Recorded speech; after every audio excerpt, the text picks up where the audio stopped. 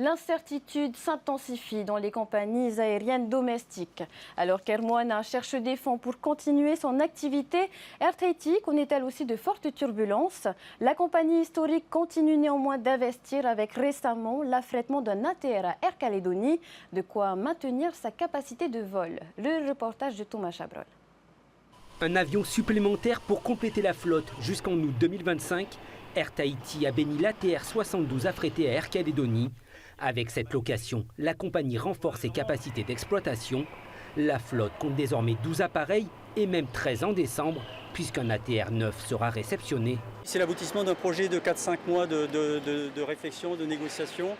La raison essentielle de l'arrivée de ce nouvel appareil dans notre flotte et dans notre exploitation, elle est juste à côté. C'est la multiplication au cours de 2024 et 2025, multiplication des grandes visites de nos appareils.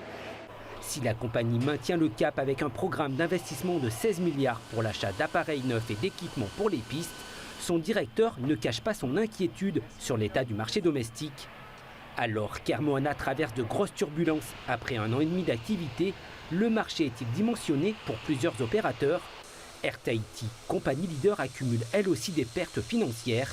Sur les 48 pistes du réseau, toutes ne permettent pas de remplir les avions.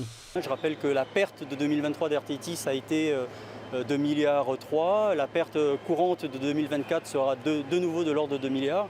Et une société de droit privé ne peut pas se permettre durablement de perdre autant d'argent. Angoisse aussi parce que derrière ce qu'on appelle pudiquement l'entreprise, il y a des hommes et des femmes. Souvent on met en avant des dizaines d'emplois du côté de notre confrère, mais je rappelle qu'Air Tahiti, c'est 1600 salariés répartis dans l'ensemble des archipels.